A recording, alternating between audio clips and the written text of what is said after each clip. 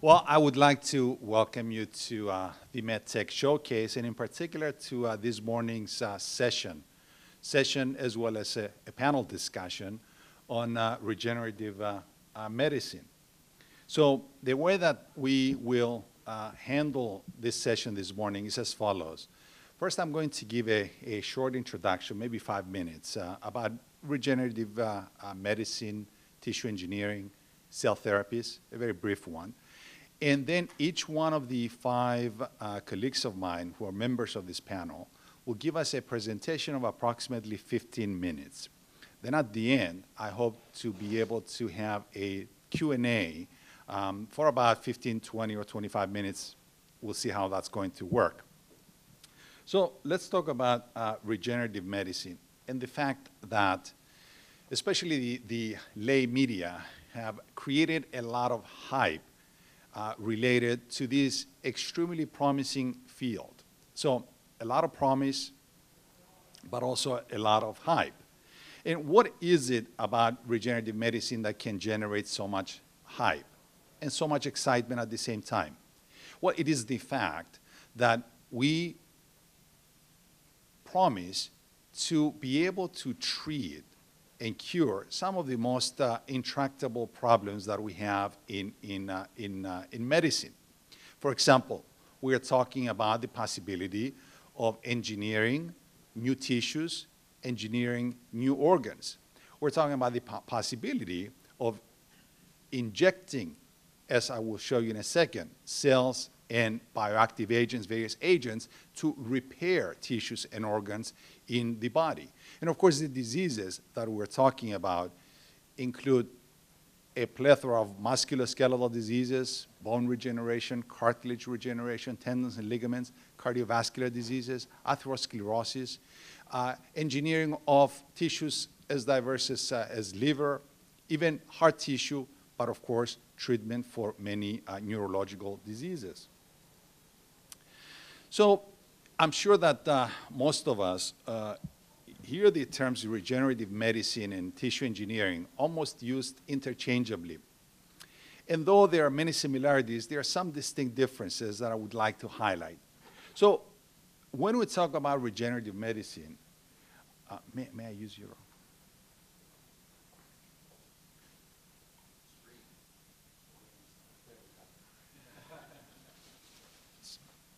So when we talk about regenerative medicine, the key term that we need to keep in mind is the use of stem cells. So for example, we can inject stem cells inside the body, and those stem cells are supposed to go in home. They're supposed to go and find the right place where they're supposed to go.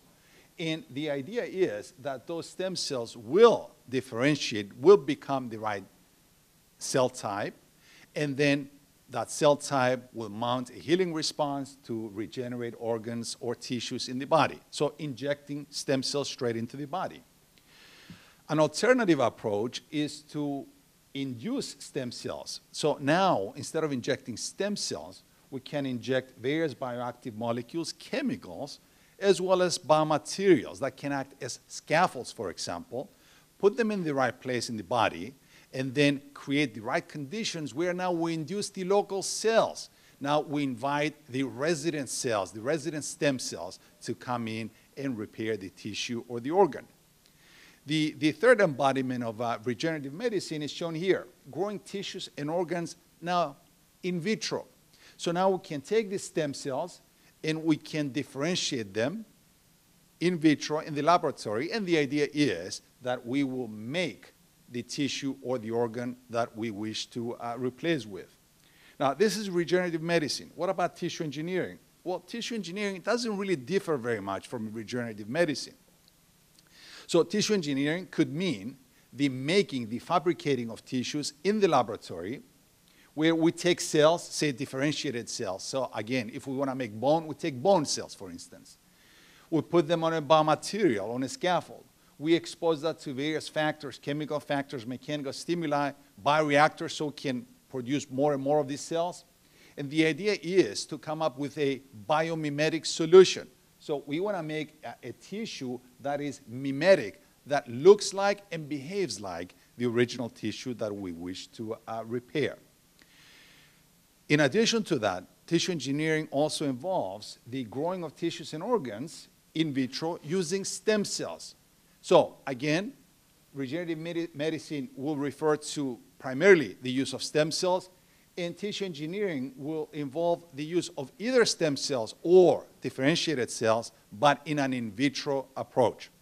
Now, granted that these differences do exist, however, most of us use the terms almost interchangeably. So we say regenerative medicine / tissue engineering, regenerative medicine, tissue engineering, or cell therapies.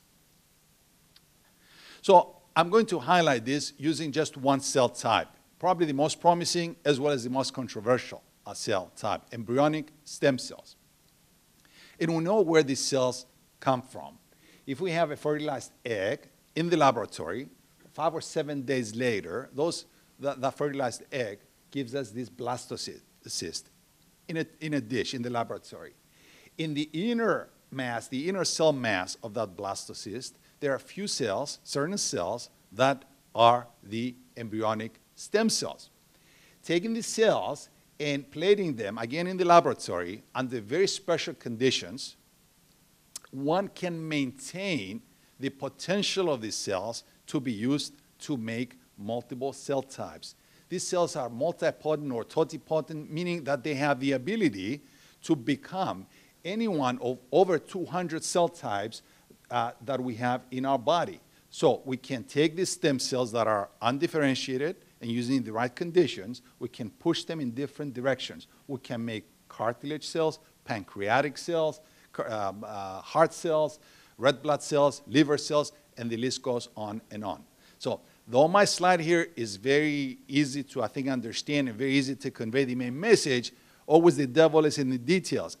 It is not that easy to take these cells and push them in the right direction.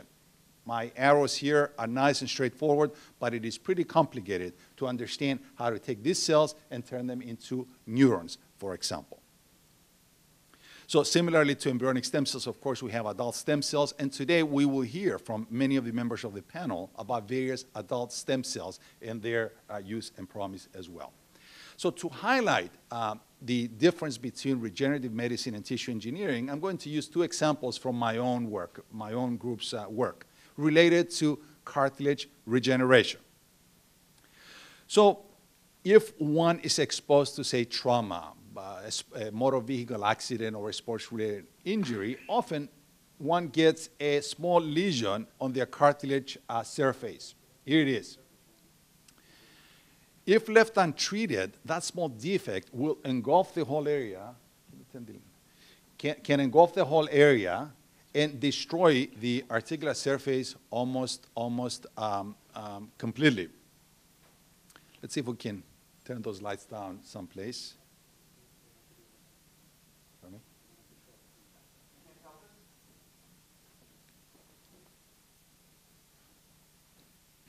All right, take my word for it. This cartilage surface is destroyed. It's not a good one.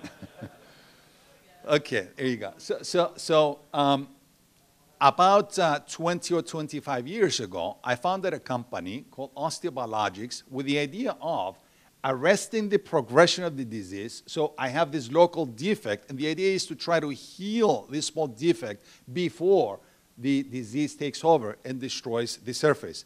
Thank you, Gerhard.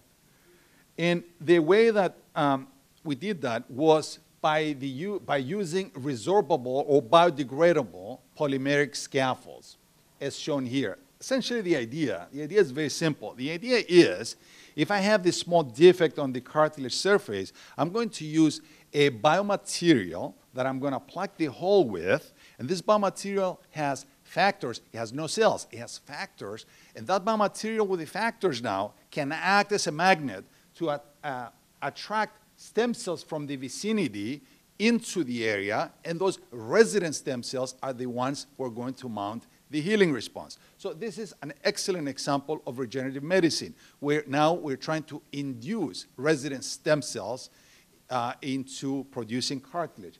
The company was acquired by Smith & Nephew in 2006. An example of tissue engineering now involves that completely destroyed articular surface. Well, here it is. Well, the solution to that is the use of metal and plastic to replace the ailing joint. So what we are doing in the laboratory now at UC Davis, as well as in a startup company, Airstone Medical, that I recently founded, we try now to replace the metallic joint, here it is, with a completely biological and alive cartilage that we now engineer in the laboratory.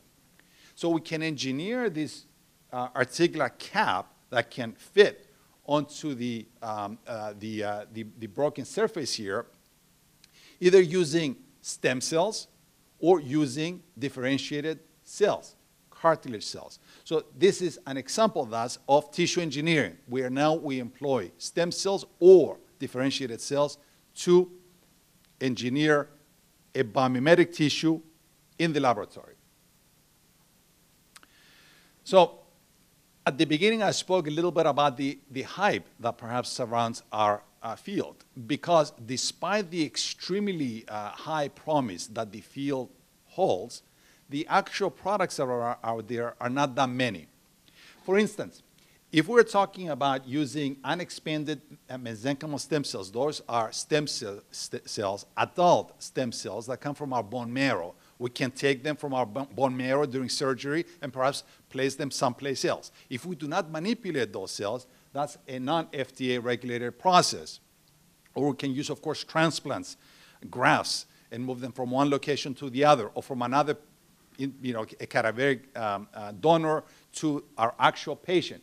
Those may not be FDA regulated, but if we have those cells or those tissues that are manipulated in the laboratory or even in the operating room, then those need to be FDA regulated. So in terms of FDA approved or allowed products, we have products in the cartilage area. There's one product, Carticel, by Genzyme, which uses expanded cells to treat small defects. We have applications in skin, Apligraft, Dermagraft, etc. And central to the use of such cells and tissues is concomitant devices that are used on separating, concentrating, and storing such stem cells. And we will hear a lot about this from my colleagues on the panel this morning. So a significant portion of regenerative medicine resides in the use of devices for manipulating the stem cells. Here, we're listing a few clinical trials, phase 3 clinical trials, and I thank my colleague Jerry Hugh for providing actually this information here. There are clinical trials in phase 3 for breast tissue post-mastectomy for a series of musculoskeletal soft tissues, including the knee meniscus. And then there are phase 3 clinical trials involving Crohn's disease, Lou Gehrig's disease, spinal cord, cartilage, and the list goes on and on. So again, a very large promise, but the fact is that we're slowly moving in that direction. So this slide here, I'm going to highlight what I just described insofar as tissue engineering and regenerative medicine is concerned. So say we wish to repair or replace the ailing knee of this patient here. Well, we can decide to inject straight into the joint agents that are supposed to attract, recruit, and induce stem cells to heal the ailing knee.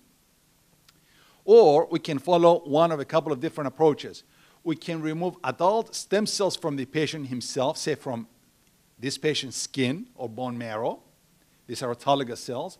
Or we can go to a stem cell bank and obtain allogenic from another person's stem cells. We immunotype the cells, we immunotype the patient, and we can take these cells now and we can differentiate them. In other words, we can try to push those primitive cells into a final cell type, in this case, say cartilage, and then take these cells and inject them straight into the joint. So these stem cells now these cells are supposed to find the right location and then mount the healing response. So this is all regenerative medicine. Or we can take these stem cells now, or these cells, and we can employ a series of biomechanical stimuli, biochemical stimuli, bioreactors and make the piece of tissue, the actual piece of tissue that we wish to use, and go and plug it into the patient. So this slide here, I think, epitomizes the various aspects of regenerative medicine and tissue engineering. So today, our panel presenters will address different aspects of this truly fascinating area. Areas involving cell isolation, so what's the right cell source to use? What is the right stem cell to use? How we go about expanding these cells, and whether we need to expand these cells, under what conditions do we need to expand these cells. We're going to hear about good manufacturing practices, clean conditions to expand these cells. Differentiate these cells, a very difficult aspect. How do you push these cells in the right direction, in the right cell type? How to deliver these cells, and we're going to hear about delivering instruments and devices used for delivering these cells. And of course, central to all of that will be the safety and eventually the efficacy of these therapies. So in addition to myself, we have Gerhard Bauer from UC Davis. He's from the Institute for Regenerative Cures, and I'm going to introduce each person individually before they speak. Phil Coelho, the CEO of Synergenesis. Timothy Fong, the Technical Director, Cell Therapy, BD Biosciences. Kevin Hickok, Senior Manager of Research, Cytori Therapeutics. And Richard Lacho, who is the Chief of Neuroradiology and a Professor of Radiology at UC Davis, who will also talk about work done in his company. So without any further delay, I would like to introduce our first speaker for this panel session. And our first speaker is Dr. Gerhard Bauer, who is the director of the GMP laboratory at the Institute for Regenerative Cures. He's an assistant professor of hematology and oncology. He's the director of the Good Manufacturing Practice Laboratory at the Institute for Regenerative Cures. And with over 2 decades of research expertise, Dr. Bauer came to UC Davis Health System in 2006. Before that, he designed and directed a true state-of-the-art GMP laboratory at Washington University in St. Louis, which is considered to be, my understanding is that it is considered to be one of the best in the world, as a matter of fact. So it's a pleasure to introduce him for the next 15 minutes. Thank you. Appreciate it. Good morning. So I have the pleasure to introduce you to our program in 15 minutes. I may have to go a little fast because there's a lot of things to talk about, but I want to highlight particular areas of the Institute for Regenerative Cures. But let's get into the nitty-gritty details first and show you what it needs to actually make a therapeutic. First, you need to do basic research. Then you do translational research. What is that? Compared to basic research, you know in basic research you are actually developing something in the test tube, in the flask, in the culture, in the laboratory. Not clean conditions, no nothing. Just enough so you get your results. If you have some results and you want to make a clinical grade product out of it, you have to test in the appropriate efficacy models, which is animal models, as the FDA prescribes, and in vitro models, that your product really does what it is supposed to be doing, beyond a shadow of a doubt. And then you do your clinical research after that is accomplished. Finally, you need to do licensing because your product cannot become a therapeutic before it is licensed with the appropriate regulatory parts in the United States. And if you want to do it abroad, you have an even greater task to accomplish with licensing. And finally, large-scale manufacturing, a big hurdle for many companies, and it takes a lot of effort to get to that point. And finally, sale and distribution, and that takes another big force to do. But, said that, we need to go on and actually do this with biologics, because biologics are really very promising for the next years. Biologics are medical products derived from living sources. And they include, as you can see, vaccines, blood products, derivatives. They have been around for some time. Tests to detect HIV. Why are they biologics? Because you actually need to put down into a plastic plate, an ELISA plate, extracts of a virus to detect antibodies. Therefore, it's from a living source. It's a biologic. Gene therapy. That was really, really the coming field in the 1990s, and we actually, at Children's Hospital Los Angeles, where I spent practically all the 1990s, we developed clinical-grade gene therapy. And finally, cells and tissues for transplantation. And this is really what regenerative medicine is all about. Cells, tissues to transplant to make a person whole again. But biologics already form the basis for new treatments for many debilitating diseases, because I get this question asked. So when are stem cell clinical trials going to start? Well, they started in 1956 with the first bone marrow transplantation. All right, so where is all this performed? Basic research happens in academia. Sometimes in companies, but not that often. Often companies like to take stuff that was already developed in academia and develop it further. Translational research is also developed in academia because we have the appropriate animal models. We spend years and years to really develop the appropriate animal models. And these are mice. That's actually what your first animal is that goes into that, specially bred mice. Cannot live on the outside, can only live in a lab, and are the appropriate model to test your drugs. Later clinical research, academia and industry. Here is the intersection, really. When you have something that you want to bring out into the public, you really need to intersect with industry at that point. Finally, licensing is also academia and industry, because what academia developed then needs to be brought to industry and then needs to be licensed. And finally, large-scale manufacturing is really industry, and sale and distribution, definitely industry. This is how it works. You have an idea. You do your basic research, and then you do your translational research, and finally you end up in GMP. It doesn't stand for Gerhard's malpractice, okay? It stands for good manufacturing practice versus bad manufacturing practice. Really, that term came from 1903, when the FDA had to step in and say, you're stopping bad manufacturing practice because all of these horses that were used to raise anti-sera for people that had debilitating diseases at that time, there were no antibiotics. Infectious diseases was the main thing at that time. They were raised in backyard stables under bad conditions. Therefore, it led to an infection. When they actually made anti-serum for diphtheria patients, they got tetanus from these horses. They were actually infected with tetanus in these backyard stables. And therefore, the FDA stepped in and said, no more bad manufacturing, good manufacturing from now on. And the little C in front of the GMP means current good manufacturing practice, so we don't do the same thing as in 1903.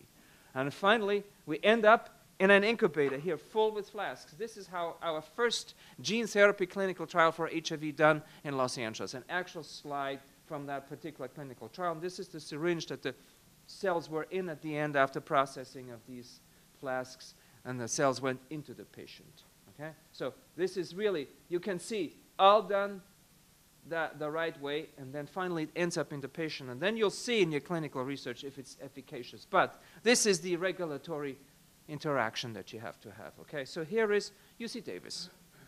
Here is the FDA. And here is UC Davis again. So you go from UC Davis to FDA and then back and see what happens. Okay, here's the paperwork that you start out with. And that's me behind that paperwork, okay? Finally, there's the FDA, comes back with a bigger pile of paperwork. And finally, that comes back to UC Davis. And this process takes a year. That's no kidding. And with all these things in the way, you have to shuffle through all that paperwork and make sure you do it right, because you don't do it right, you get delayed, and maybe you can't even proceed with your product. So, what is the UC Davis stem cell program? We have basic research in disease teams with 147 faculty. And these are our faculty from UC Davis. Translational research, we have the appropriate in vivo models. Regulatory, we do all the IND FDA approvals for all these clinical trials, because I have, together with Dr. Nolta, 18 clinical trials properly approved by the FDA and conducted.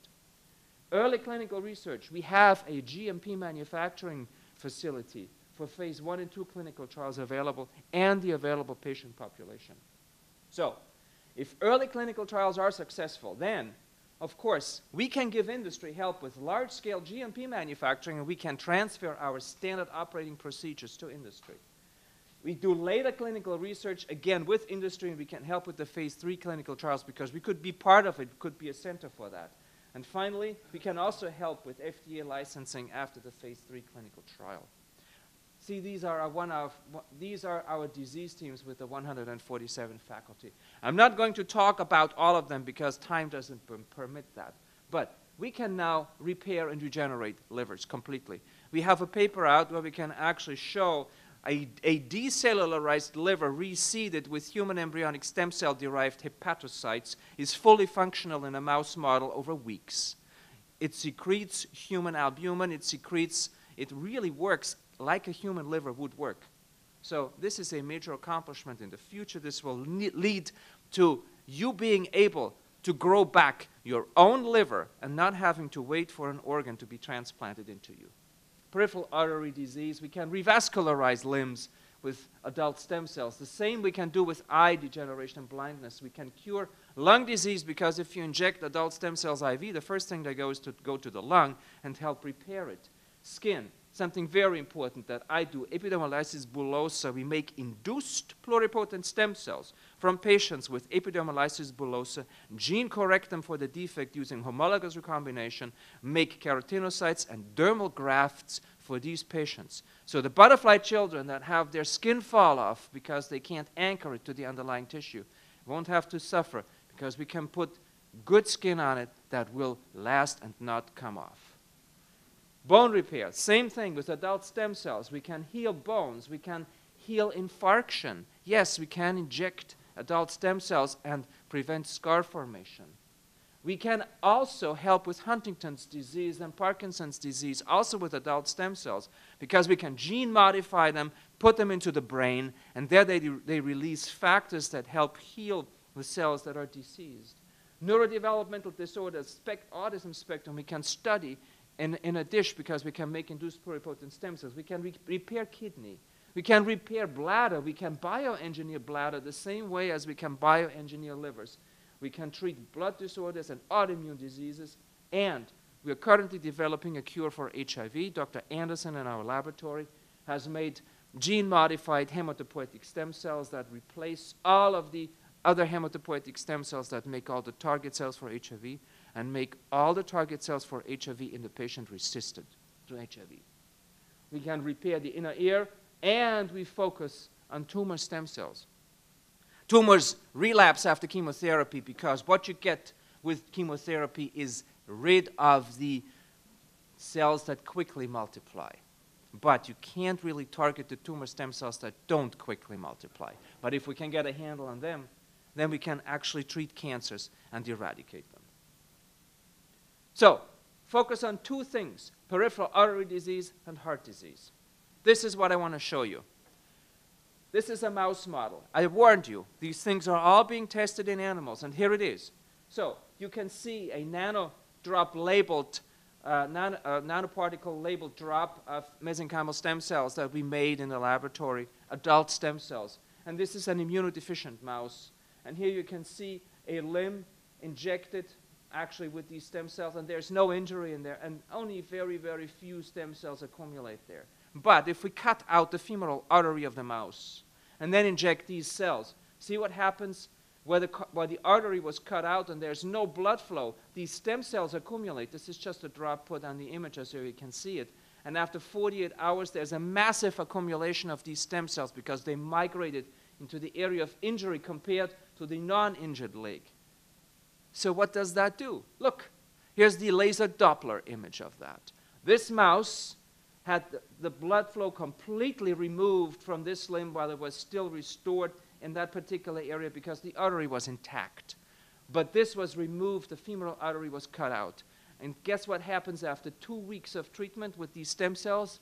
The blood flows back up to 90%. And we can demonstrate that now in people, because we can now prevent people from being amputated using this particular clinical trial, which is currently being performed at UC Davis.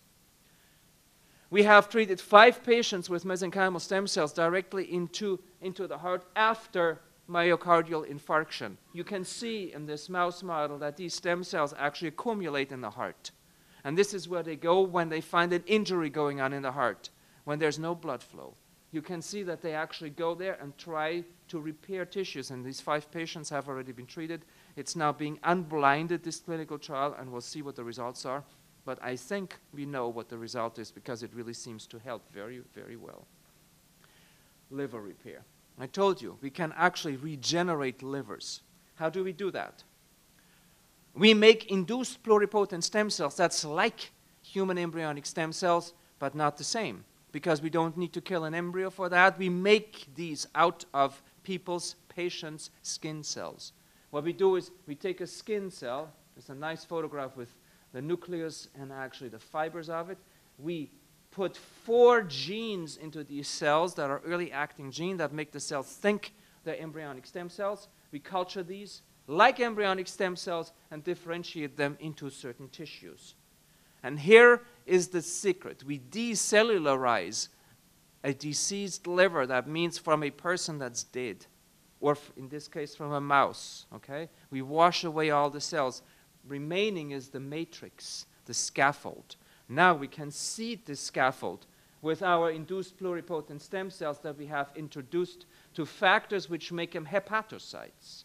And we seed them onto the matrix. We make a completely new liver, which is bioengineering, as you were told before. And here's your new liver for transplantation. All the cells are intact. All the blood vessels are intact. You just hook them up to the blood supply, and you have a functioning liver. And where do we do all that tissue engineering? In the GMP facility at the Institute for Regenerative Cures. Used to be a fairgrounds building. That's why it is so large. It's 100,000 square feet. This is what we have here. We have X labs, which is basic science, Y labs, which is translational science, large vivarium, as you can see, and Z labs, which is the GMP facility. A clean facility where we can make these products. It's 6 manufacturing labs, class 10,000, and 3 intermediate labs. And we started construction in 9 of 2008, and we opened in 2 of 2010. It's just as state-of-the-art as the facility was at WashU, maybe even better. So classes, what does that mean? 35 million particles greater or equal 0.5 micron per cubic foot you have on the outside. We filter the air really good to come to class 10,000 clean rooms for tissue manufacturing. And then we do our tissue processing in biosafety cabinets inside that clean facility. Now you know why this is so clean, because you go from dirty to very clean to ultra clean. This is the layout. Here's a hallway, and if people were there yesterday, so they will remember that. They walk down the hallway. Here's a gowning area. There's another gowning area here. You walk into an intermediate entry area from which you have access to 3 manufacturing rooms on each side. Therefore, you can do one-way personnel, waste, and product flow. Never goes any product back here after it was manufactured. No way you can cross-contaminate the incoming product with the outgoing product. We also have a little imaging area in here where we can image cells or even ablate cells that we don't like, and there we have storage, and then it goes out to the degowning area back into the hallway. Don't want to talk about all the mechanical, but remember, you have to separate the mechanical from the clean. Mechanical is dirty. Clean needs to remain clean. Everything is above. All mechanical is above. Dirty, clean needs to remain clean. Everything is above. All mechanical is above, including light fixtures. People forget about that. They open the light fixtures inside the GMP facility and fungus falls out. Well, that's all eliminated. We change everything from above. Each room has its own air handler, and it's all redundant. And it's all controlled and monitored automatically. And these are the photographs of our clean room. We have 2 biosafety cabinets per clean room. We have pass-throughs. We have sparkling floors. It's a clean room wall system that we can wash down practically every day. And you can see our pressurization is monitored also manually, and we have McNeely gauges in there. And this is also what we have in there. You saw yesterday when you were there that we announced the opening of a new cyclotron facility. But we also thought a little bit ahead, because we already built a hot cell into the GMP facility where we can clinically manipulate these radioactive isotopes that we will make with these cyclotrons, and then make these PET reagents available for patients in the clinic to track stem cells. And what I wanted to point out is this. We also won an educational grant from the California Institute for Regenerative Medicine, where we have stem cell master's degree students that are actually in the program at CSUS right here, and they intern with us at UC Davis, and they actually go to a class that I teach in the summer, and this is also teaching them good manufacturing practice for the first time in the nation in a university, hands-on in the GMP facility, allowing them to become industry partners, because these will be your lab managers, your GMP people, when finally cellular therapies and all these biologics that I told you about come to wider application. So we are building your future workforce with this program. And this is our institute, and this is our community, and this is the people that we work in the laboratory with. Thank you very much.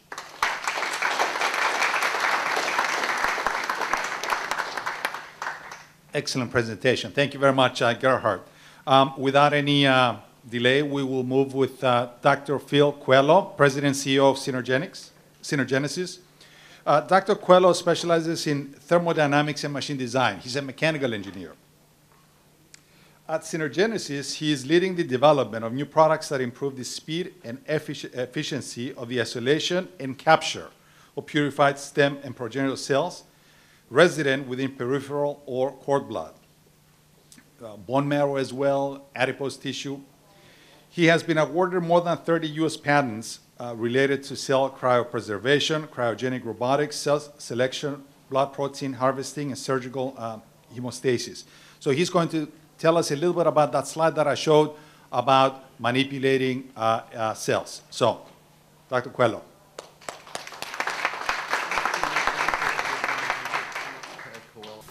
Well, thank you. I'm not a doctor. I'm an engineer.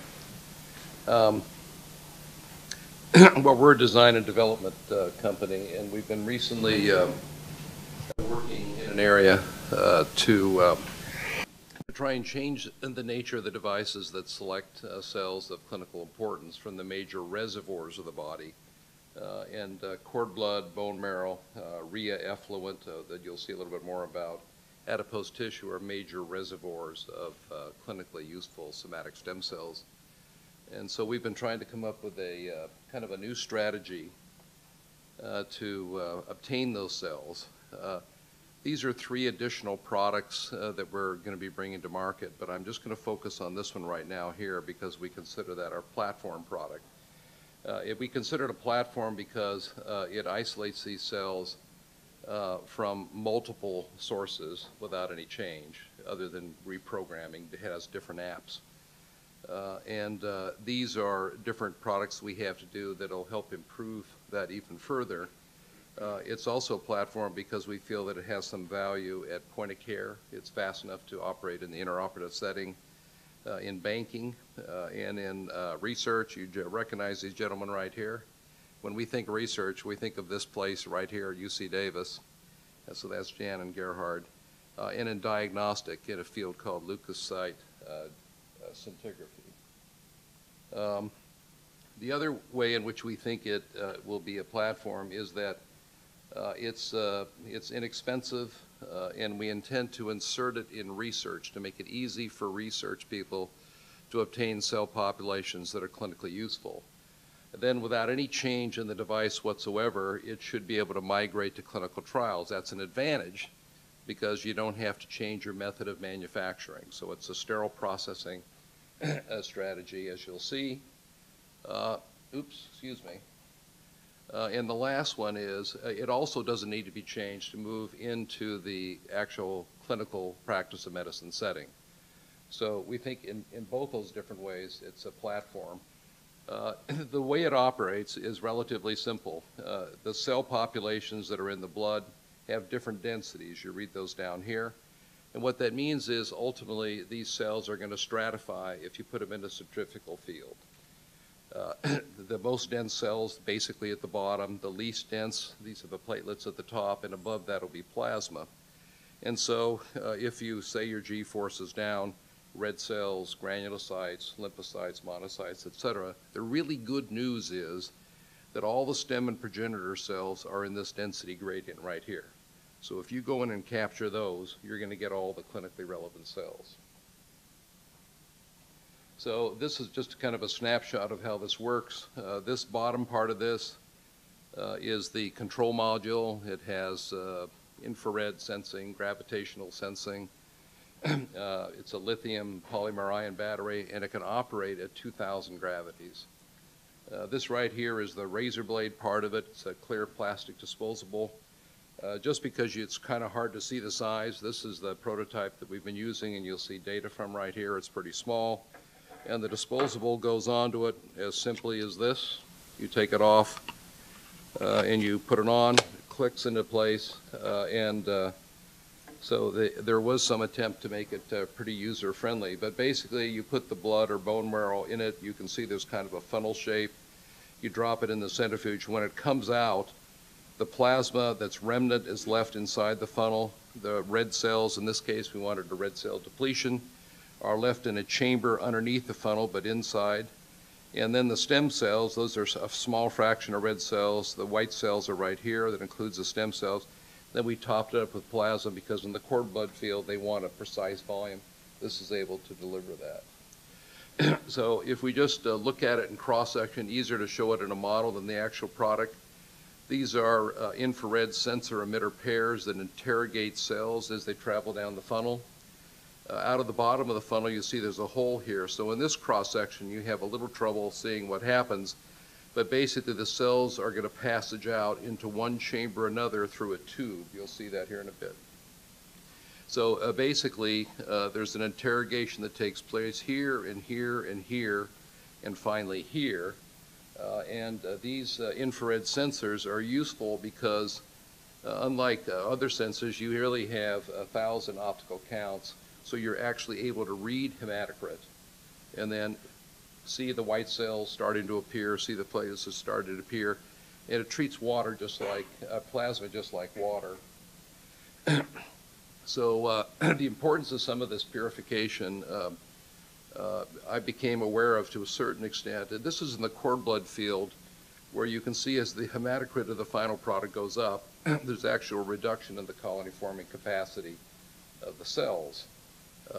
That's a big problem when you're interested in hematopoietic reconstitution, because cell dose, which means viable cell dose, is a critical factor in speed of engraftment and survival. Subsequently, this paper came out last year, and this was a fascinating paper because it was an entirely a different field. It was looking at all the clinical trials dealing with myocardial infarction with bone marrow stem cells, and it was trying to understand why some did so well and others did less well. And when they looked at all the correlations, they found that the ones they thought would be true were not true. Age was not a factor. Cell dose was not a factor. There was one factor that stood out, and that was red cell contamination of the final cellular product. That was the factor that correlated perfectly. And since it was not intuitive, they went ahead and they did a whole series of ex vivo experiments to see if they could mimic the result. They found that they could. And as a result of that, they developed a postulate of a mechanism about why that would occur. But in any respect, then this paper came out last year. So now this is not the same thing. I don't want to imply that everything is the same thing, but this is another case where the presence of red cells affects the function of the white cells. And so with those three factors, this product was designed in a way to try and give you a much more precise ability to deplete. So this is now another cross-section. We're presuming there's 150 ml of cord blood, bone marrow, doesn't make any difference. These are these interrogation points. And so what you do is you spin it, and when you spin it, and I won't go into the details, the white cells that are down below come up, they're buoyed up on the displaced plasma, rising as the red cells descend. There are many light red cells. The nucleated red cells are the lightest, so they'll tend to rise as well. So they're like little helpers for the white cells coming up. All these cells are slightly negatively charged, so they tend not to collide too badly. And so with this conical shape, you get a very, very, very pure buffy coat at this level. And then the nice thing is, oh, by the way, down here you see these tubes now heading off to one chamber or another. So we have a means in here of simply removing the red cells out the bottom. So they passage on over until we instruct these to one app or another in terms of where to stop. And when you stop, then you can open the other one and deliver the stem cells to this area here, top it up with as much plasma as you want, keep as much red cells as you want. Clearly, when you have a very thin layer up here, it's kind of hard to accommodate. But as you travel down a funnel, that white cell layer begins growing vertically, so it allows you to slice it easier. So this right here is an animation about how we control that tube. So basically, all we do is have a means of overcoming a spring-loaded apparatus through a cantilever, and we're going to raise this up in between this fixed point and this, simply pinch the tube or not. So it's a very simple thing, very simple mechanism. And because reliability is important, okay, we've tested single-use disposables more than 1,000 times. This right here is the means of doing it. We'll take a look inside. So it's a simple camshaft. You see it moving here. So this is a motor, a planetary gear set. And basically, you're just going to see a simple rotation. We'll take a little closer look here now. So you're going to see the camshaft rotate. That's pushing all the way up against the spring, and then in a very short rotation, it comes all the way down. And this little yellow light you see here is how we home this device. So you know exactly where it is. It's always rotating only in one direction. So now we'll look on the inside here. This thing's a little slow, okay? But basically, this is asymmetric. Well, anyway, it appears to be tired of that slide. At the end of a run, you put it in a docking station. All the salient information about the run is transferred off to a laboratory system so that you've recorded everything important into the medical record of that particular unit. These are lot codes and unit IDs, barcodes. The one thing about this precision injection molding is you can do a lot of detail that you can't in other means to make sure you trap no cells anywhere inside the device. So the actual one, this prototype is an elastomeric product, hardly what you would ideally want, but you can get products out of rubber molds, so you can do prototypes for proof of principle. But basically, think of your eyeglasses, because the actual product is optically clear polycarbonate, so they'll be all kind of jewel-like. But there's a lot of little details inside here that you can make part of an injection motor, that every one is exactly the same. I won't spend the time on it. But this is looking down on the inside. Here, if you took a slice right through here and looked downwards, you would see, again, and I won't spend time on it, a lot of little detail to route those cells in a fashion that you don't trap any in the inside. You can use plastics that are slightly negatively charged, so you don't even wet the surface. Again, you don't trap cells. Then we need algorithms. We formed a relationship with Thermo Fisher, so they're providing 2 models of centrifuges for us all around the world, which are dedicated to this particular product, so that we can link together centrifugation profiles in the product to get different cell populations. So in the first algorithm, this is a stem cell compartment, we found we could adjust it so we got no white cells. Then after we started working on the algorithm, they started showing up, and then in a short period of time, we were able to get essentially all the white cells in that compartment. So these are just a few summaries of data. Now this was the prototype, which is hardly as good as the production model is going to be, because these are elastomeric products that flex and trap cells, et cetera. Nevertheless, they're quite good. This is the amount of red cell depletion. So this curve over here, or these numbers, had to do with red cell depletion. So the whole idea of purity is what percentage of the cells you want do you get, and what percentage of the cells you don't want do you exclude. So looking at a couple of different, here we're trying to see if we can get the platelets along with the mononuclear cells, deplete the red cells. These were done at the New York Blood Center. These are the white blood cells in the CD34s. And the red cell depletion. But basically for a prototype, it's not bad, because basically we're occupying an area with one outlier. We think we'll do better in the production, that we can occupy 90% recovery and 90% exclusion of the cells that we want. The other automated devices on the market are less good at this time. And we have the first of what will be a number of collaborations. UC Day right here is one of the members of it. This is with a company called Synthes, recently acquired by J&J. They have a device that creates space in the tibia or the femur.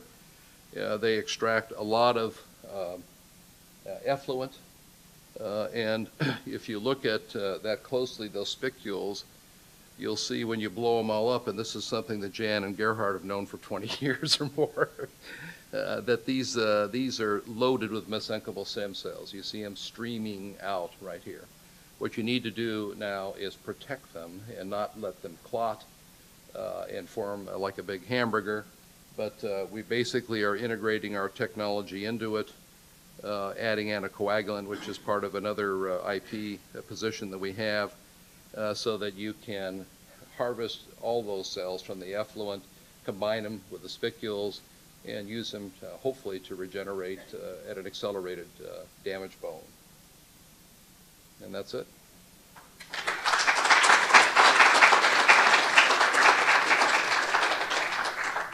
Platforms. He has a doctorate in immunology from UCLA.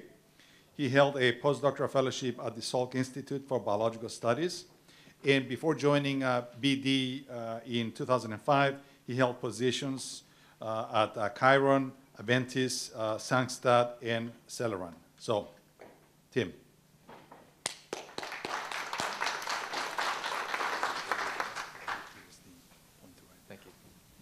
Thank you, Kerry, for that kind introduction. Today, I was asked to present an overview of developing cell therapies and the commercialization process to give just a highlight and an overview of some of the opportunities, but I think maybe my talk focuses a little bit too much on the challenges since in my career, this is most of the things that I've been working on.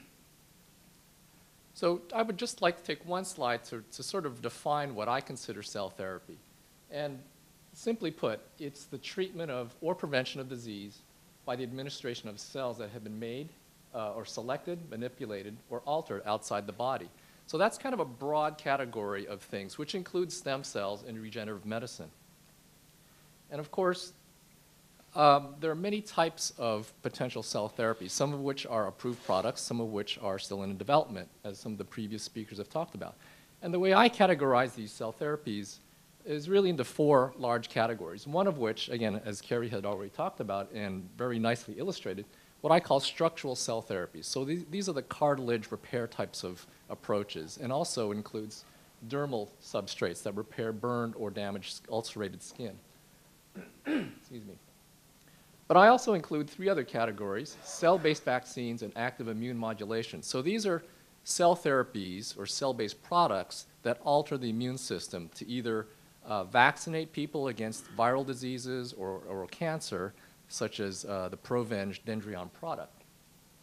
We also have adoptive cell therapies. I'm an immunologist, so I tend to favor this kind of cell therapy in which people take adult, mature, differentiated cells, primarily T cells and NK cells, but other types of lymphocytes and leukocytes, primarily for treating cancer and viral diseases.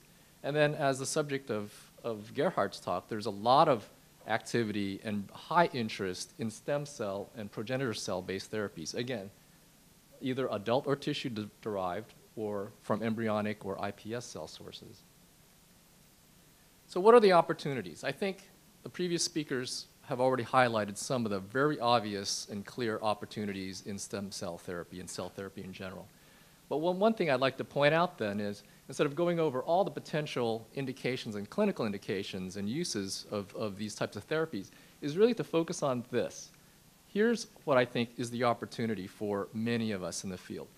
If you add up all of these indications, many of which are intractable, have no good current small molecule or peptide or recombinant protein therapy, cardiovascular disease, various autoimmune diseases, diabetes, type 1 and type 2, osteoporosis, cancer, Alzheimer's, Parkinson's, a number of neurodegenerative diseases.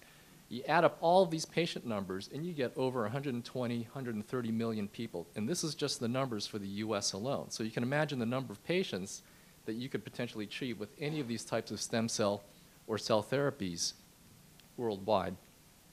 So how do we get there? How do we get to the goal of actually treating these patients? And Gerhard did a very nice introduction of, you start with basic research, you go to translational research, you do clinical research, and then ultimately the commercialization process. And what I'll focus on today is really three large buckets of what I would consider integral to the commercialization process. First bucket is process development and manufacturing. And I agree with Gerhard. This is something that is completely underlooked sometimes in a lot of developing companies or companies that are developing these types of therapeutics. However, one comment I would add to Gerhard's comments is that you actually need to start thinking about this during translational research. You can't wait until you get to phase 3. You've really got to start thinking about this as early as phase 1 clinical manufacturing. And I'll get into some of the highlighted issues that I think people need to think about as they go through translational research and then get into phase 1 clinical manufacturing. The second bucket, I lump together regulatory and clinical, because in the drug approval process, clinical trials and regulatory agencies go hand in hand. You can't separate those two. So just for convenience sakes, even though there are different issues and obstacles here that people have to consider, I lump these two things, these two categories together. And then lastly, as I'm sure as many of the VC attendees of this meeting are concerned about, is the financial issues. How do you get there? None of these things, as you know, will be inexpensive. It's going to cost money, it's going to cost effort, it's going to need people to get all these things to a final product. So one quick background slide, just to orient the audience. This is a generic, this is a slide diagramming what I would consider sort of a generic process flow for manufacturing a cell therapeutic. Step 1, you have to harvest from a tissue source or a cell source. And here is just an illustration of the many different types of sources or tissues that a lot of cell therapy and stem cell researchers are working with. There are a lot of studies looking at hematopoietic stem cells, more mature cells like dendritic cells or dendritic cell precursors, T cells, NK cells, and monocytes. These can all be isolated most easily from peripheral blood. Sometimes some of these populations can also be isolated from cord blood. Tissue, there's a lot of interest here in adipose-derived stem cells. Bone marrow, again, as Gerhard had covered, for both HSCs and mesenchymal stem cells. From adult tissue, induced pluripotent stem cells. And then also often used in a lot of studies, fetal and tissues and blood from placenta and amniotic fluid, and of course, organs. And then lastly, the third category is cell cultures. Embryonic stem cells, those types of cells or products derived from those types of cells often start with tissue culture in the laboratory. So the first step really is to understand what cells you're interested in and where is your tissue source. Second source is, well, really quite difficult, although just sort of simply put in this diagram, is how do you process these cells? How do you isolate? How do you purify? How do you enrich for the cells of interest for your particular product? It can be as simple as plastic adherence, like mesenchymal stem cells from bone marrow or peripheral blood. You can get more complicated. You can do elutriation and then do antigen-specific separation on a number of different types of technologies based on magnetic beads like the Clinimax or the now no longer available Isolex from Baxter. Or you can do even more complex or more defined isolation using instruments like cell sorters, cell flow cytometers, influx here and the ARI here from BD. So once you get over this hurdle, you then have to understand what else do you need to do to your cells. Do you need to activate them? Do you need to differentiate them from one cell type to a more mature cell type? Or, in many cases, do you need to expand them? If you start with a few number of cells here from tissue, you may not end up with enough cells in your final product without expansion. So these are some critical ex vivo manipulation steps that people need to think about. And then lastly, you have your final product, which you have to bag, you have to vial, you have to think about how you're going to cryopreserve them if your product is going to be stored, and then how are you going to deliver it? Are you going to deliver it directly into the tissue that's diseased, or are you going to deliver it intravenously? So there are a number of potential issues here you need to think about in terms of how you're going to deliver your final product in the clinic. So let me go on now to highlight some of the specific issues that people need to think about during process development and manufacturing. Number one, again, as I talked about, heterogeneity of starting material. You've got blood, you've got tissue, you've got placenta, you've got fetal tissue, you've got cell culture. You need to understand what you're starting with, and you need to characterize your cells. If you're isolating from patient or donor material, one of the things you need to consider is patient-to-patient donor variability. All of us have certain variability inherent in our blood. If you take a sample of your blood and you do a CD count on everyone in this audience, your CD counts and CD4 to CD8 ratios will vary greatly. So if you're isolating CD4 cells for your particular therapeutic, you're going to have to deal with this type of natural variability in your patient population. You also have tissue source heterogeneity. If you're isolating from the liver, for example, again, you've got different types of cells in the liver. You've got different types of cells in your spleen or bone marrow. Bone marrow contains mesenchymal stem cells, hematopoietic stem cells, somatic cells, adherent cells, and endothelial cell precursors. So again, those populations, or ratios of the populations, will vary from donor to donor. So you have to understand that simply because you've got a process that's already mapped out and well-defined, if your starting population, your starting source is variable, you're going to end up with a variable product. Which leads me to the second bullet point here, design of a CGMP compliant process. You may have designed a process and worked through it in the lab to make sure that it performs the same way every time, given the patient-to-patient or donor or tissue variability. But you really need to think about, do I comply with good manufacturing processes? And cell therapy is such an evolving and rapidly evolving field that many of the production materials, supplies, and instruments really haven't been designed yet that are optimal for cell therapy. And in fact, what a lot of developers have done have taken instruments and systems designed for cord blood banking or peripheral blood or blood banking or blood collection and adapted them for cell therapy use. But that's the kind of approach a lot of current researchers are using, is seeing what's available out there today and modifying them to their specific cell type and process. One of the things that people really need to think about in terms of risk is risk of contamination, and that's all about producing a biologic. It's similar concepts as producing recombinant protein, recombinant antibodies, or proteins like IL-2 for therapy. The risk of contamination from external sources of bacteria, fungus, viruses is always paramount. The added complexity with cell therapy is that when you are growing your cells up or purifying or enriching your cells, you can't use the same techniques and approaches used in recombinant protein therapeutic or small drug applications. Those techniques are just too harsh for cells. Cells are living things. You need to treat them very carefully. They need to be kept in certain conditions, otherwise you'll end up with a dead cell and no cell product. So a lot of these things are tremendous hurdles in designing a process that's good for your cell type from start to finish. The third issue here that people need to think about are economies of scale.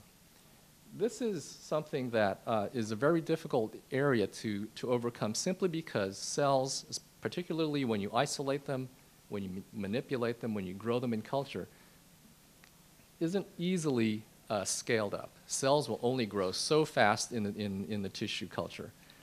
You can only grow so many of them until they begin to change morphology, change characteristics. So again, it's a much more complex issue than perhaps scaling up manufacturing of a recombinant antibody therapeutic. One of the things that is difficult is that, again, because cells are unique products, you have to handle them very carefully, and it's very labor intensive. There's very few automated systems out there right now, currently, that enable you to scale up or to differentiate or to isolate cells at any sort of scale. And then finally, and this sort of touches on some of the regulatory issues in process development, is your final product specifications. There are many different types of cell therapies. Autologous, meaning that the cells are derived from the patient and goes back into that same patient, or allogeneic, meaning that the cells are derived from a third-party donor and goes in before it goes into a patient. Now, if you have an autologous product, how do you set manufacturing specifications for that individual patient when you know that you've got a lot of patient-to-patient variability? We don't have a lot of clear answers right now, and fortunately, the FDA regulators understand this issue and are working with cell therapy developers to make sure that we set reasonable standards at this point that are not too constrictive, that allow people to move forward in clinical trials. Yet, the goal is, at some point in time, you're going to have to develop specifications derived from your process here that's GMP compliant that will allow you to do consistent, safe, and good manufacturing of your cell product. For allogeneic products, that issue may be a little bit different. You have to develop things like characterization assays. If you're growing up 5,000 or 50,000 doses, for example, from a single tissue source, the FDA will want to know about characterization of your initial product and what your final product looks like. Is it consistent from tube to tube or vial to vial of your final product? And secondly, how do you test for potency? You know, how does your cell act? So a lot of these things are issues that, as you're developing these processes and manufacturing SOPs, you have to understand what your cells do and how are you going to characterize them. Now, going on to regulatory and clinical challenges, again, I think I won't cover this because I just talked about it, but really your final product needs to have identity, purity, and potency. Again, fortunately for us, the FDA and other regulatory agencies globally recognize that this is an emerging technology and emerging product class. So they have been fairly cooperative and negotiate with the individual clinical trial investigators on how they define their products based on these three criteria, allowing people to go ahead and begin to establish clinical use data without really nailing down some of these characteristics of their final product, at least in phase 1 trials. I've talked a little bit about GMP compliance. People, when developing their processes, have to think about the availability of closed systems, and Phil's system at Synergenesis is a nice example of how developers of instruments and tools in this area are beginning to think about what's an appropriate instrument or device for GMP manufacturing of a cell-based therapeutic. But you also have to think about reagents and materials. So for example, if you're using antibody-based either magnetic bead or flow cytometric methods to isolate your cells, what is the quality of those antigens or antibody-based reagents that you use to select for those cells? So a number of companies are making strides, BD is one of them, that are beginning to think about products for this area, specifically for the isolation of cells for clinical use. And then lastly, I'll just say very quickly, since I'm not a clinician, you really need to think about clinical trial design. What is your target patient population? What is the dosing? Dosing is a big question now in cell therapy. What is the appropriate dose? What is an effective dose? We really don't have an answer yet, but we're getting there through more and more clinical trial experience. And then obviously, the number one concern is safety and efficacy of your particular cell type. So I presented a lot of potential issues that people need to think about as they're developing and trying to commercialize a cell therapeutic. I'm happy to say, though, that there are a lot of reagents and supply companies that have seen this area as a growth, as BD has seen as a growth strategy, and are beginning to think about and develop products that answer or help some of these cell therapy developers get to that commercialization point easier. For example, in the media and supplements area, there are a number of companies listed here that are beginning to develop media that are serum-free, completely defined, and in some cases, xeno or animal-free. Again, helping to comply with GMP standards of manufacturing of biologics. But these types of medias and supplements are specific for growing cells. A number of companies, Miltenyi is one of them in the local area, as well as Satori, are beginning to develop instruments and equipment that help cell therapy developers isolate and enrich for their cells. Again, trying to develop closed systems using reagents that are GMP manufactured, that comply with GMP guidelines, to facilitate their process in isolating and expanding and manipulating cells. And in the last area, in terms of bioreactors, again, a number of companies, GE Healthcare is one of them, and also Miltenyi, Terumo, Caridian, and others, are developing systems that allow bioreactors specifically designed to grow up cells and to harvest cells. Up until a few years ago, when you looked at bioreactors, it's really all about fermentation, all about E. coli, yeast, or CHO cells in terms of mammalian cell lines. But the difference is these bioreactors were designed to harvest the product that was a protein or a peptide released into the supernatant.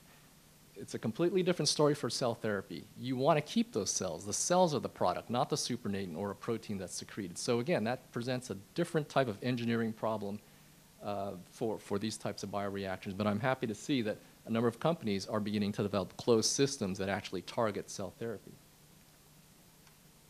So just a quick word about BD. We are known for our research tools and reagents, particularly at BD Biosciences in flow cytometry for characterization of cells based on fluorescent antibody conjugates. But again, we recognize cell therapy as particularly clinical cell therapy as a potential area for growth, extending our research types of reagents and instruments into the clinical cell therapy area, particularly for characterization and isolation of cells. And we have a program called Systemic Excellence in which we highlight stem cells, but I also like to say it's really more broadly focused at cell therapy in general. And some of the products that we have already begun to develop, and some are actually marketed products, for example, we have the influx flow cytometer that's designed to help folks isolate cells but comply or better comply with GMP regulations because the fluidic system is completely replaceable.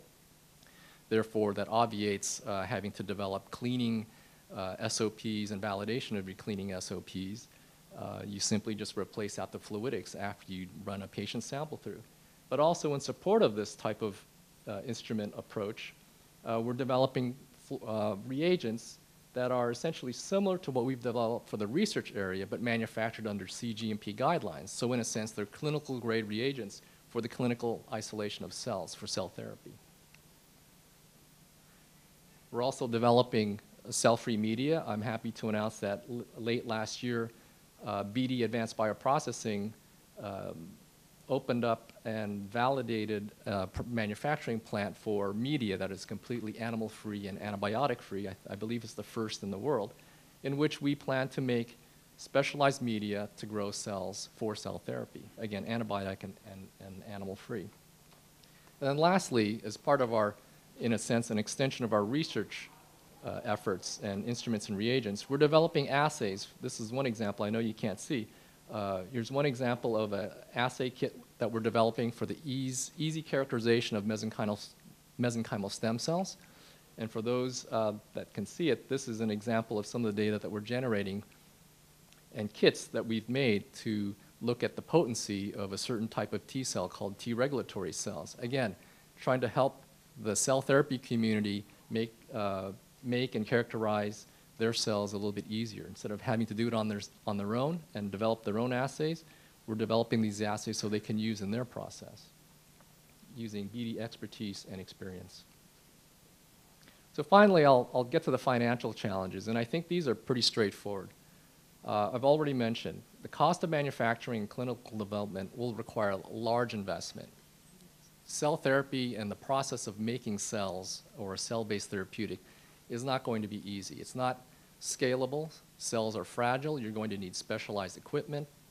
You're going to need specialized and unique types of processes to get from your tissue source to your final product. And the larger questions really is market adoption. We all see the promise and excitement in cell therapy, but we're really in the initial stages of clinical trials with cell therapy. Yes, there are a few products out there already approved. Dendrion's Provenge is one of them. But really, other than some of the cartilage and skin repair types of cell therapies, everything else is in clinical trial, and we really don't know how these trials will go. There's always hope and optimism, but we won't know until we actually get to the phase 2 and phase 3 trials. Then obviously to a lot of people, both in companies and in the investment community, revenues. Will this product be utilized? Will there be good clinical adoption of these and use of these types of these therapies? And obviously that's all related to pricing and reimbursement. I don't mean to sound too negative, but I think there is progress in cell therapy, and I cite a couple of examples. Again, as Kerry had talked about, structural cell therapies, there's already several, or actually almost a dozen or so products on the market in this area. Provenge is a very nice success story, particularly with the approval of Medicaid reimbursement. And we've got a number of adoptive cell therapies and stem cell and progenitors-based cell therapies into early phase 1 clinical trials. So I think what you're seeing is just the tip of the iceberg in terms of how we're getting there. There will be significant challenges that I sort of highlighted today, but I think that as we move forward, we'll see more and more successes. Thank you.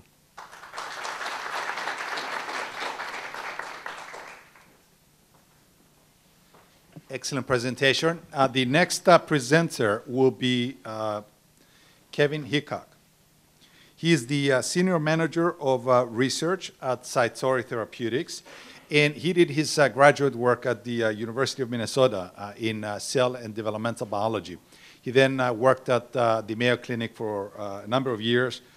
Then he worked with a series of biotech companies, including Artecell Therapeutics, Endogeny Bio, and Osiris Therapeutics, Osiris, of course, the pioneering company that started the work on adult-derived bone marrow stem cells. He has been at Satori for 7 years, and this presentation here. Ready to go. Stick to the 15 minutes. Yeah.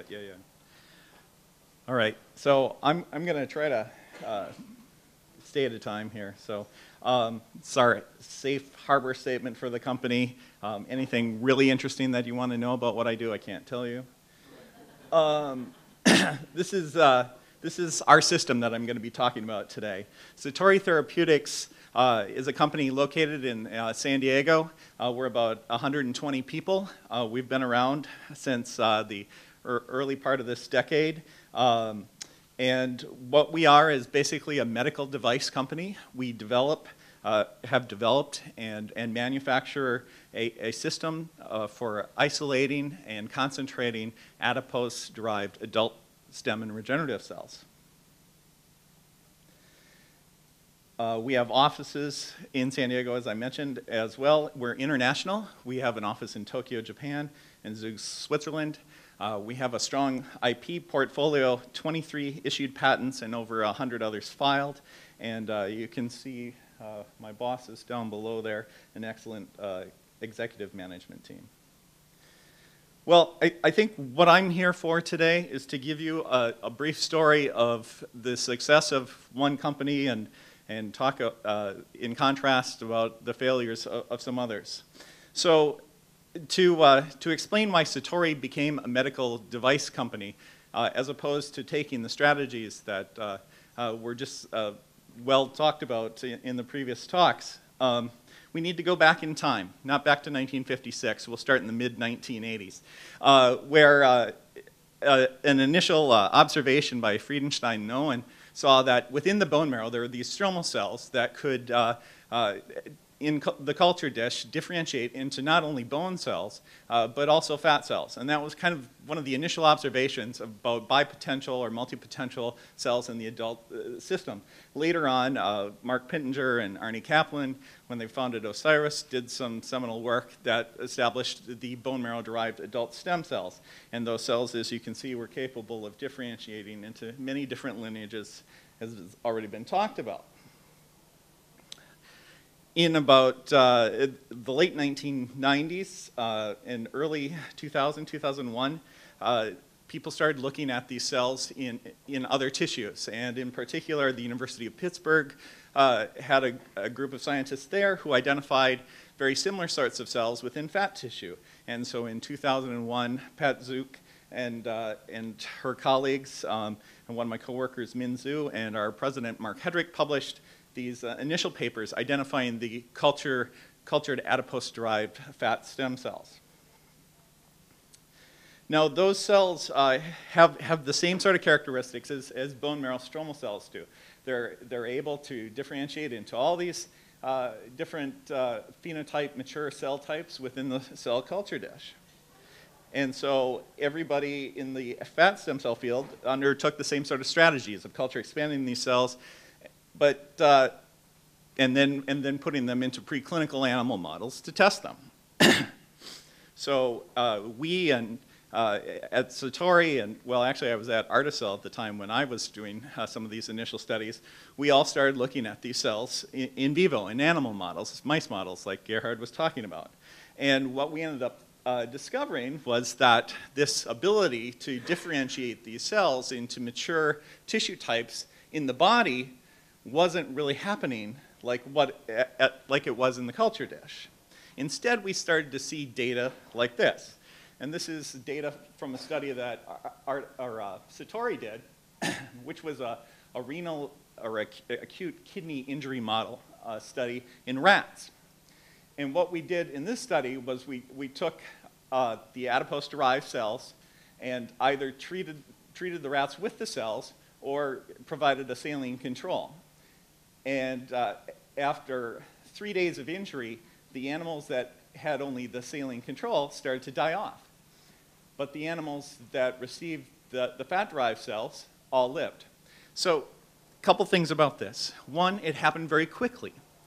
So not enough time for these cells to differentiate into new tissue. It's an important point to understand about these cells. In the meanwhile, other laboratories were also discovering things about these cells as well. And some of those things were mentioned, that they're prolific secretors of important growth factors and cytokines. So then we started to get the idea, and the whole field eventually adopted the idea, that these cells are actually doing a lot of different things in addition to their ability to differentiate. And that includes secreting these important growth factors and cytokines that in turn go on to modulate the immune system, prevent cell death through apoptosis, restore blood supply, and are involved in scar and wound remodeling. And that brings us to kind of the current concept of what these cells are actually doing. Another important observation that was made in the fat cell field was that the cells that were comparable to bone marrow in fat were 100 to 1,000 times more abundant in fat tissue than they are in bone marrow.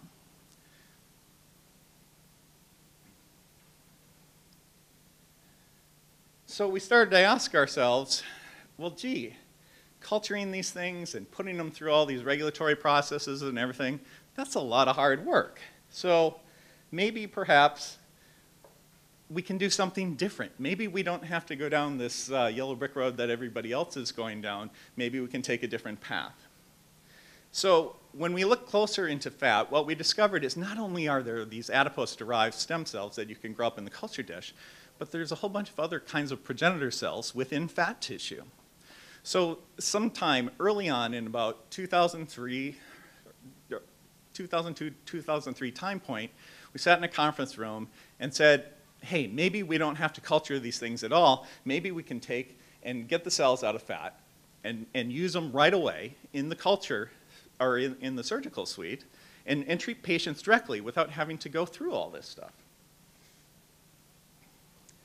So fast forward to 2011, and that's what we've done. We've developed 2 product families. The solution system on the left is our clinical device, which isolates cells within the surgical suite.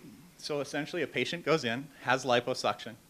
That liposuction is put into a processing canister there, goes through the tubing.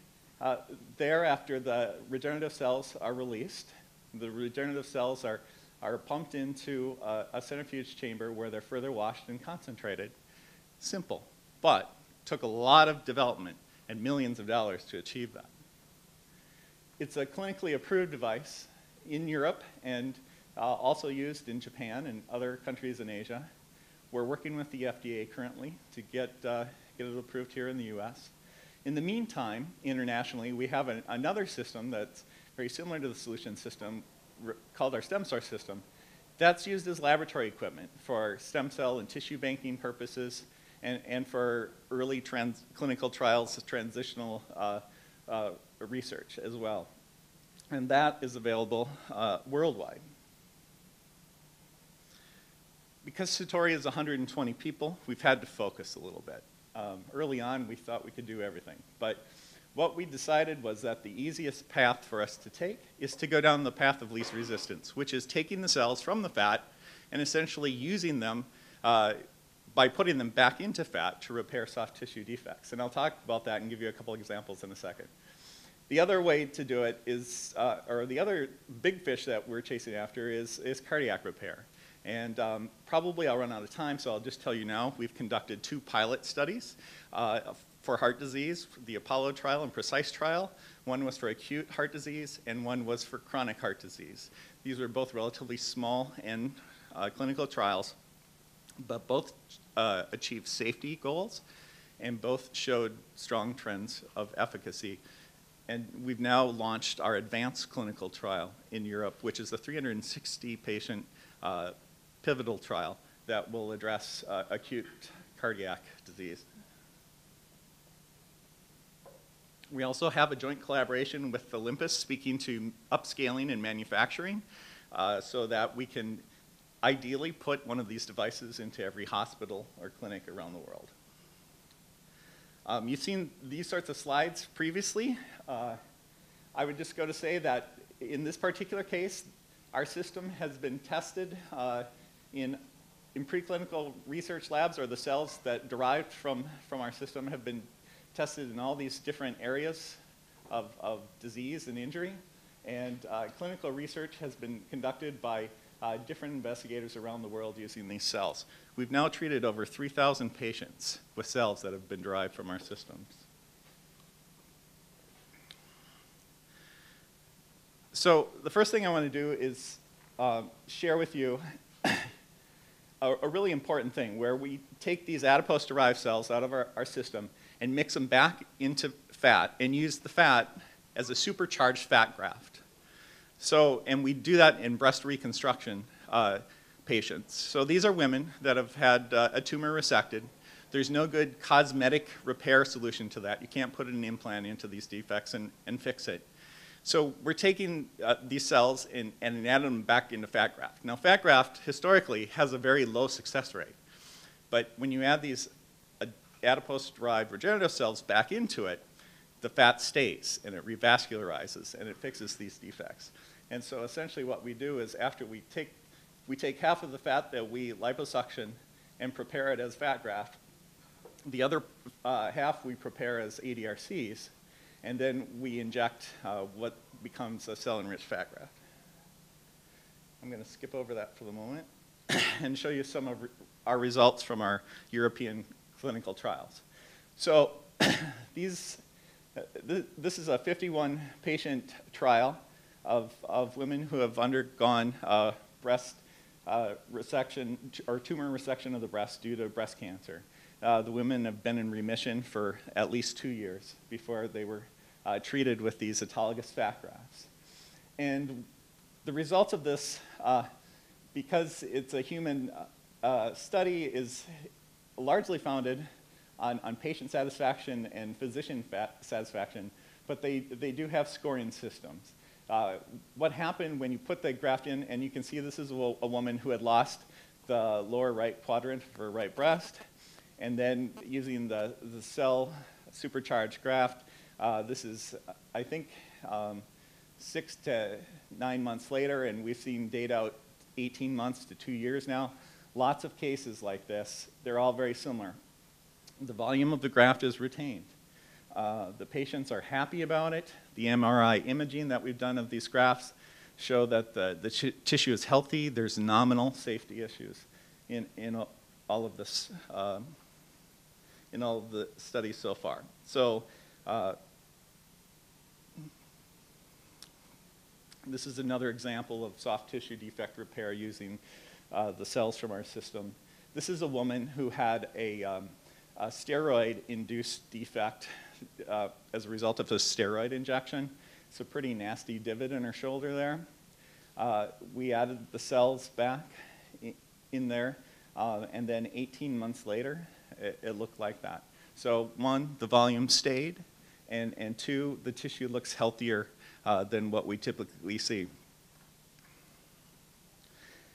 There's a doctor in Japan, Dr. Kamakura, who's treated over 600 women for aesthetic breast augmentation, which is what some people, the plastic surgeons have found this useful for. That's a popular thing in Japan. I'm not sure it'd take off well in LA and the Hollywood area, just because of the size volume differences. So this is the most compelling case that I really wanted to get to and show you before I ran out of time. This is a 90-year-old woman who has had a tumor or a radiation treatment of a lower abdomen tumor. And you can see her sacral bone. This has been was open for 5 years. Okay, nothing they could do would close it. So we collaborated with Dr. Akita and got cells out of her fat. And in each of these lines, we direct injected those cells. And then we also loaded some cells onto a collagen sponge there. 25 days after, you can start to see new tissue forming. 41 days after, and by 20 weeks, it's completely closed off. So this was a woman who basically had this open sore on her back for 5 years. And within 5 months, we had taken care of that for her. And that's at 27 weeks. You can see a hypertrophic scar there and no further issues. I did get to my cardiac trials. But these things are all ongoing. So my take-home message to all of this is that sometimes trying the simplest thing first ends up working. And using our sterile GMP manufactured system, we've got regenerative medicine ongoing today around the world. And we continue to drive this forward, and we welcome all newcomers who can develop isolation systems to encourage and spur us on to make things better and continue to help out people. Thanks for your time. Appreciate it.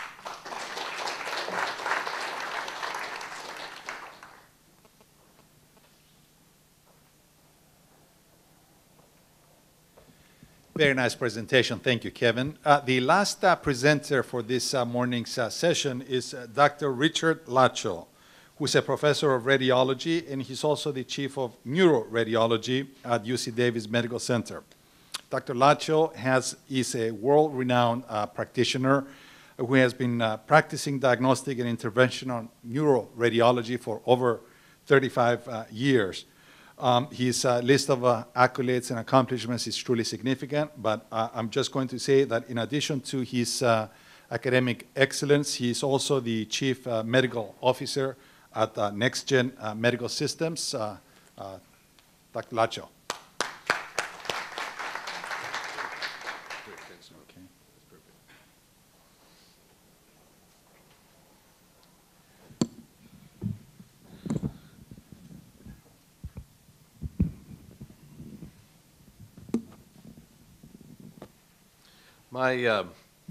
My presentation is going to be a little bit different because we have, as a company, we are a device company. We're a developing device company that primarily focuses on access.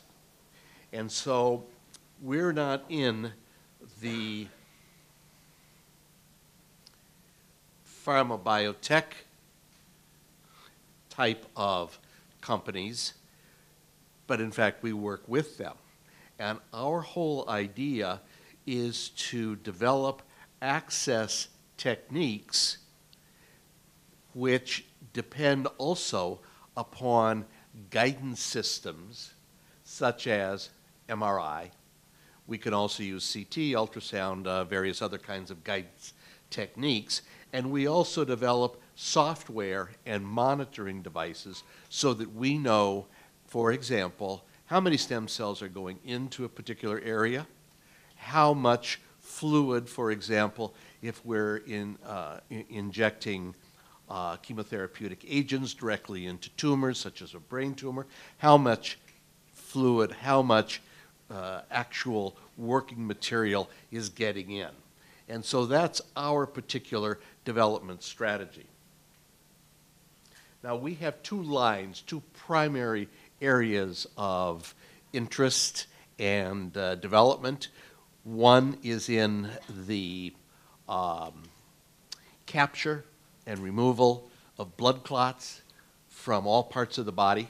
I'm a neuroradiologist and interested in stroke, and so one big area is to remove acute clots. But we can remove clots from anywhere in the body, arteries and veins. That is not going to be part of my presentation today. Rather, the second big area of our company's interest is in this particular development, which is catheter access or some other form of access into various organs of the body.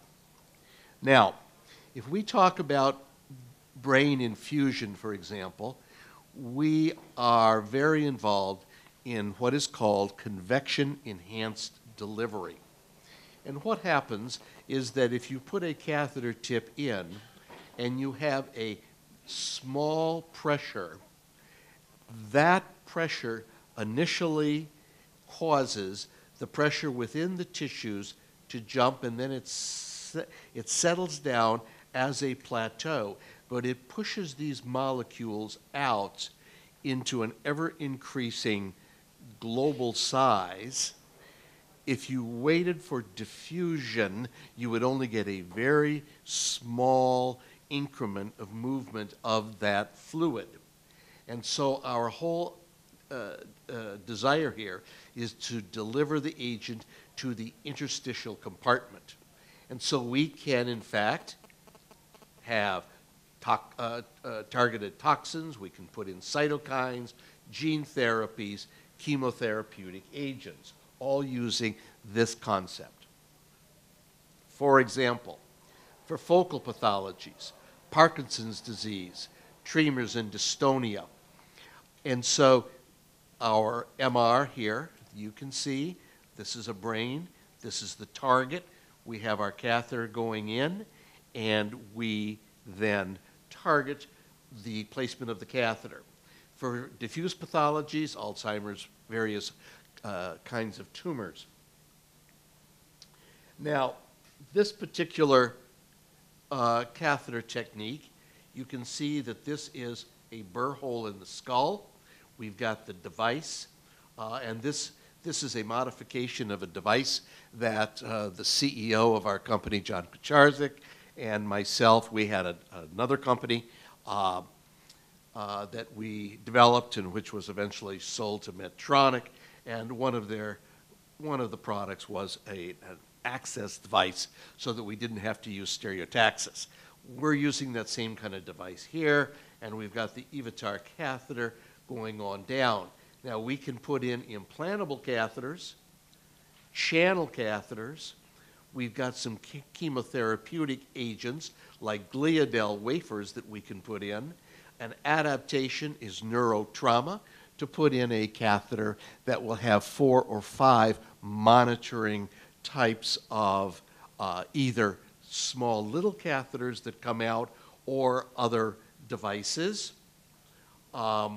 We can actually measure the a number of cells that are going in, and I'll mention that in a minute. And finally, we have a flow meter where we can actually monitor the amount of fluids going in. This is the mock-up of the design of the Evitar. The whole idea is that you can see these O-rings and a plunger so that the device goes in, the first stabilizing catheter comes out, and then our therapeutic catheter can come in. Now, this is important. This is a small hole that allows for the egress of any air that has been trapped in the catheter system. And I'll show you how that is important in a moment. This inner control assembly then allows for the infusion of fluids in various compartments, depending upon how many holes we have, how many different injectates that we want to place. Now, this is a mock-up in a brain equivalent gel, and you can see that we've got 1, 2, 3 different foci of the injected blue solution here, and 1, 2, 3 holes. And so imagine that, in fact, this is the brain.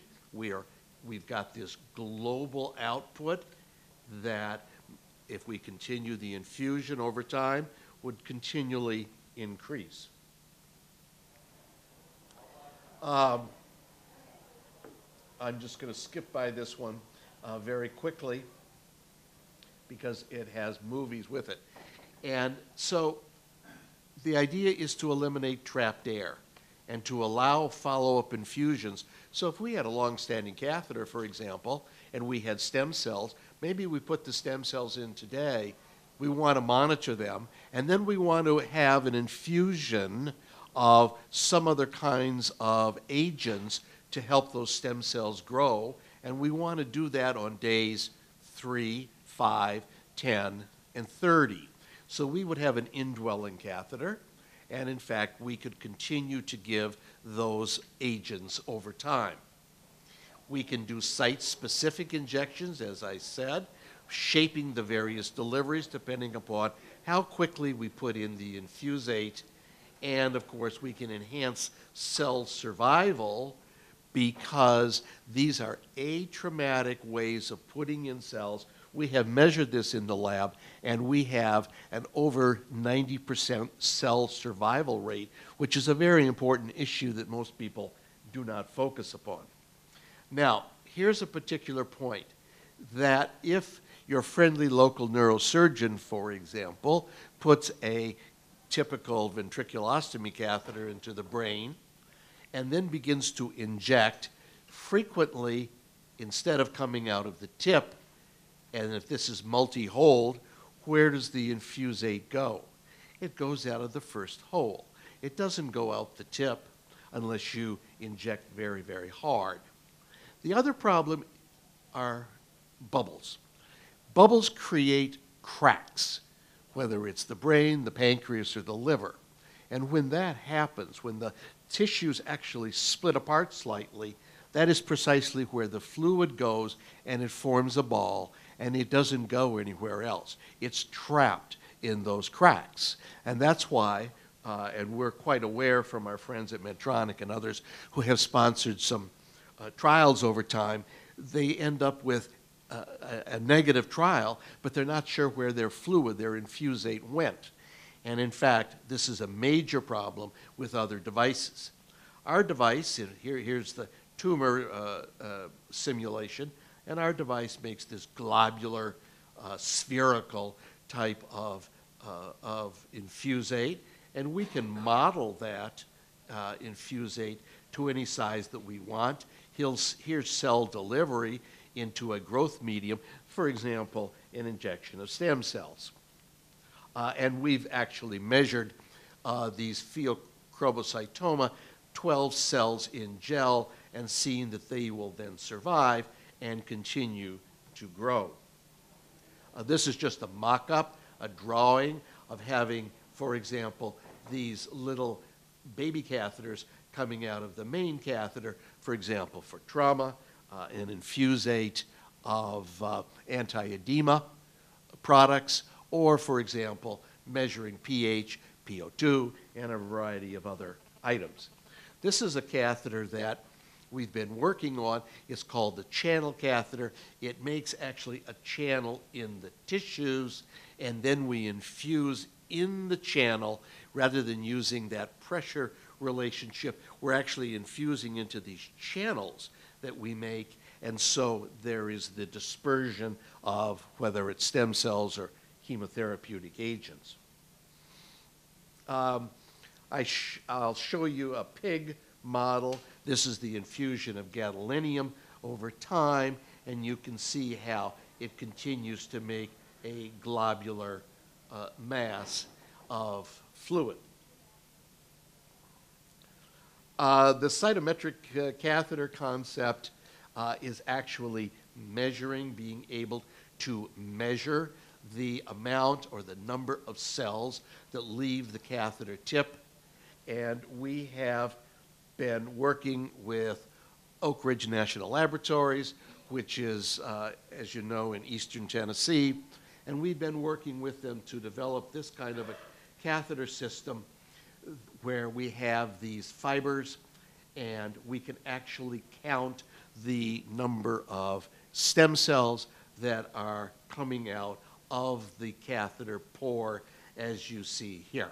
So we know then what the input is of the stem cells, and then we can adjust accordingly depending upon what kind of outcome we want from the patient or the model. Without knowing how many stem cells you're really putting in and how many are surviving, you're working rather blind. Now, this is another concept in addition to the EVTAR, and that is adding a microcoil. And this is adding an MR microcoil to the end of this catheter, and here is the field of view that you are then able to assess deep within the tissues. And so, for example, catheter down, we've got the interface panel, we've got the fluids going in.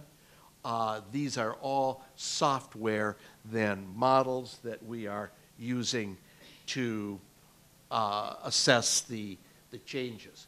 Here's again a model, here's our MR unit, here is the field of view that we're seeing with the microcoil. And the important aspect is that we use new techniques in MR where with surface coils we can see a large part of the brain, and with the microcoil we are seeing the tree within the forest. And so you can get down very close, and our ability to do, for example, spectroscopy on the changes that are occurring in the tissues, we have about a 2 to even 3-fold increase in the resolution. That's 100 to 1,000 times better resolution in the spectroscopic analysis of the tissues by using this combination of MR coils. So we have FDA clearance on the EVTAR. We've got the multi-coil that's coming, the pumps, the flow meters with the help of Oak Ridge, custom software, all as a package then to present to either the researcher or to the clinician. Right now, we have some clinicians at NIH working on using the catheter systems to infuse directly into the brain tumors of some young children. And this is a new concept of how to treat tumors. As you know, the treatment of gliomas has not advanced terribly over the last 3 decades that I've been in this field. And so one concept now is to infuse directly into the tumor. The same could be true for pancreatic tumors, which have a dismal outlook, as you know. We've been working on metastatic tumors in the liver. There have been recent reports of direct infusions for ovarian metastases in the abdomen of women, increasing their 5-year survival from 10 to 40%. Everybody has been very excited about direct infusions into neoplasms, but the same thing is going to be true for stem cells, putting stem cells directly into the brain for post-stroke, stem cells directly into the heart, or any other organ that you can conceive of. So, as I say, and this is our site down in Melbourne, Florida, where we actually produce the various products, and we're in the access business, and I think we're making some major headway. We should be of great help to the Jan Noltes and other regenerative groups in this country. She's very interested in working with us, but our other line will be, I think, some major advances in the treatment of neoplasms. Thank you very much.